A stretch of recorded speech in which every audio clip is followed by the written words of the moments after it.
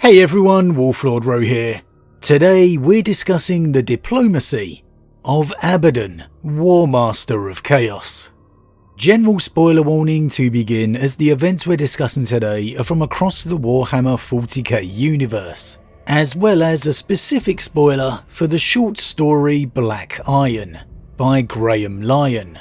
As always, I really recommend you read the stories for yourself first, without spoilers, as that's the best way to enjoy the lore for yourself. But with that said, let's just jump straight in. Now for me, one of the most interesting aspects of Abaddon being the War Master of Chaos is the relationship and interaction with the fellow traitor legions. Unlike Horus, who had the undoubted love and support of his brothers, before it all started to unravel at least, Abaddon has had to fight, scrap and claw his way to the top of the pile. First he had to remould the ruins of his legion. He then had to battle his way to unquestioned dominance of the Eye. And then he had to secure the loyalty, or at least the verbal assistance, of the traitor Primarchs. And Abaddon has done all of this through a combination of his ruthless ambition, unrelenting warfare, and cunning diplomacy. In regards to the Primarchs, the Black Legion novel series tells us all the traitor Primarchs kneeled before him, as incredulous as that may sound. Though we've yet to see the actual details, and considering the viewpoint being from the Black Legion, it's not exactly an unbiased view. Perhaps the closer truth comes from the older lore Black Legion supplement.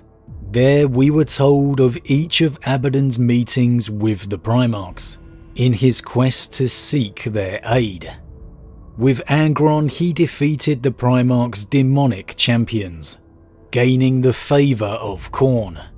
With Mortarion he bartered favour through the Hand of Darkness. Magnus refused his audience. Fulgrim was gifted an untainted Psyker. Lorgar seems to have assisted willingly, wanting to further Abaddon's war against the Imperium and infiltrate the Ecclesiarchy. And so too Perturabo appears to have lent his forces willingly, wanting to test his legion's creations against the Fortress of Cadia.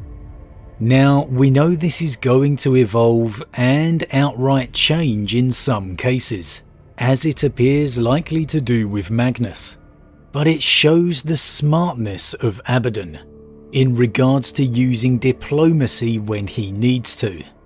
Yes, he could win the traitor war, defeat all the other traitor legions, but that won't help him win the true war. The war against the Imperium. In fact, it would only leave him worse off. Abaddon hates the Primarchs, let's make no mistake about it.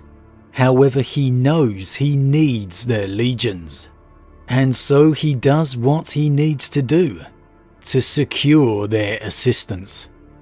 Again, Abaddon is no fool.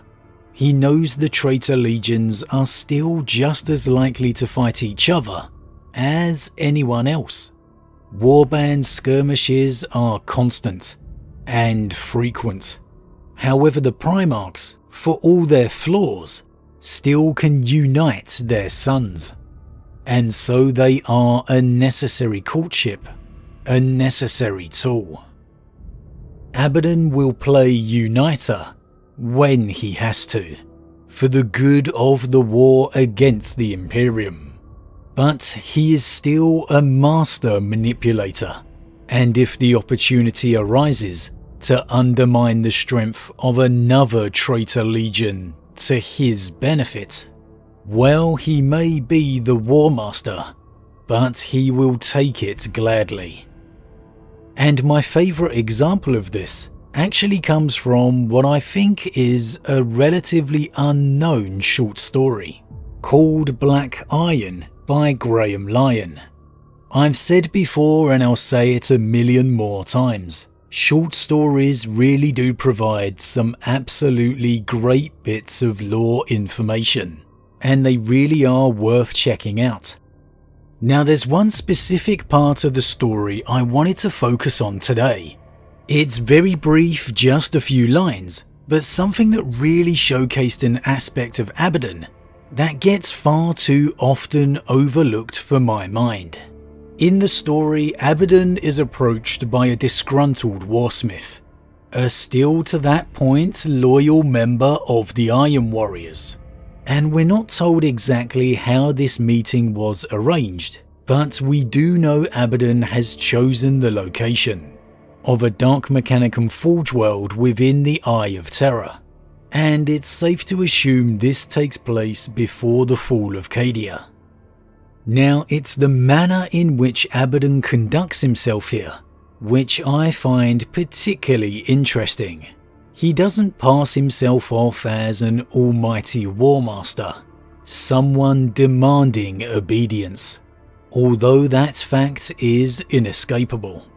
Instead, he conducts himself as a brother in arms, as someone all too aware of his cousin Legionary's predicament, a manner if you've read the Black Legion series you'll be all too familiar with. When Callus the Warsmith kneels, Abaddon tells him there's no need. After all, they are brothers.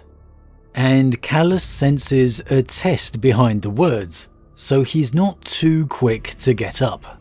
But Abaddon's manner after this throughout the conversation does reinforce the notion. The Warmaster is fully aware this warsmith has come to him seeking to join the Black Legion, having successfully identified his unhappiness at being a mere garrison commander within Perturabo's territory. And so Abaddon does broach the subject of the Iron Warriors Primarch, and we get not only a very interesting insight into his opinion regarding Perturabo, but also the very calculating way Abaddon speaks with a fellow traitor legionary. Abaddon turned and his piercing gaze penetrated Callus, seeing right into and through him. It is a fitting role for you, but you believe you are capable of much more, do you not?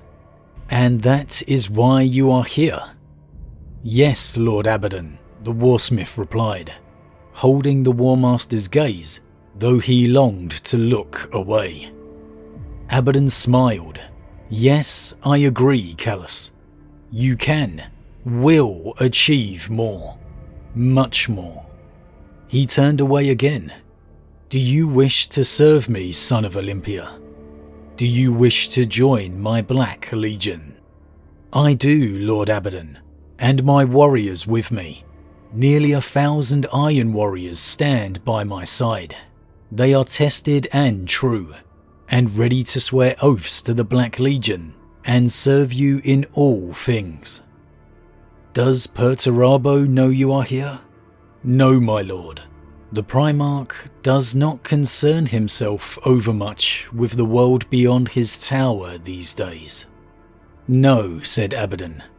I have visited his chambers. Perturabo prefers to play the craftsman rather than the warrior. He always did. It is a shame. His abilities could be of use. But no matter. I shall make use of yours instead. And I have just the task for you to prove your loyalty to me, Callus. In the space of these few short lines, Abaddon begins by acknowledging these doubts within the Iron Warrior, confirming to him he's capable of so much more, all the while instilling this message, without having to explicitly state it, that the Black Legion would value him, that Abaddon would value him. And he does it all in a very subtle way, agreeing with Callus, making a point of changing to will achieve more instead of can, presenting it all to the Warsmith as his choice. his wish. Do you wish to serve me, son of Olympia? Agreeing with his position on Perturabo. Even if he does actually think it, it's the way he says it. It's an absolute masterclass of, dare I say, charismatic manipulation. For a son of Horus, it's something that goes far too often forgotten. How much of this aspect, this charismatic aura, that Abaddon has inherited. That for all his hate for his fallen Primarch, he really does exemplify Horus. His charisma, his way of getting what he wants, through words alone. Yes, Abaddon is rougher, more vicious. Of course he is. He's the War Master of Chaos. However, that Lupercal gene seed is still there. And you can still see those inherited traits, those glimpses of the Lunar Wolf within. He just uses it now for the traitor war instead. You almost get the sense that Abaddon has a figurative checkbox in his head as the conversation goes on, smoothly bringing up if Perturabo knows, finding out if this is something that could cause an issue, factoring that into his decision making. For all the wrath of the War Master, it's his mind that is undoubtedly his greatest strength. It was quite interesting to get this take on Perturabo as well, calling it a shame Perturabo is so introspective, so withdrawn, playing craftsman instead of warrior. Does he really think that? Or was he simply going along with what Calus wanted to hear? I think he does to some degree. He certainly doesn't harbour any fondness for Perturabo, which almost came across there, but I certainly think out of all the traitor Primarchs remaining, Abaddon would value the strategic ability Perturabo brings the most. And maybe we've actually seen that in the later lore, with Perturabo and the Iron Warriors having a big role within two crusades, the 10th and the 13th. We don't know quite how lost Perturabo may have become since his ascension to demonhood, but I think his mind would still be an extremely powerful tool, if you can get him on your side.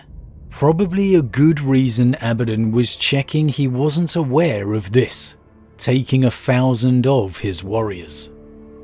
Unfortunately for Calus, Abaddon, again much like his Primarch father, is only ultimately motivated by self-interest, and having accomplished his proving task to enter the Legion, capturing an uncorrupted Forge World, Calus would find himself wired into the command center, against his will. But that's the dark truth at the heart of the War Master. He can use overwhelming force when necessary, he can use threats, and he is still equally able to possess that Lupercal charm. He will preach brotherhood, he will preach loyalty. But make no mistake, it is all to further his ambitions. His war. The long war against the Emperor of mankind. But as always everyone, what do you think? Do you still see that Lupercal charm within the War Master? Like me, do you see it as an aspect of his character that gets far too often forgotten about? Though he may be walking a darker path now, using it for darker means, he still possesses that Horus ability to manipulate. Like his father before him in uniting the traitor legions, do you feel it still plays its role in Abaddon's uniting today? Maybe not with the traitor Primarchs themselves, but within the sons of their legions. As always, leave your thoughts in the comments below, I love to read them. Huge thank you to all my subscribers, your support truly means a lot to me, it really does. If you're new, please consider subscribing to help the channel grow. and if you enjoyed this particular vid, then why not drop a like on it too. With that said, I am off, and I'll see you all again real soon.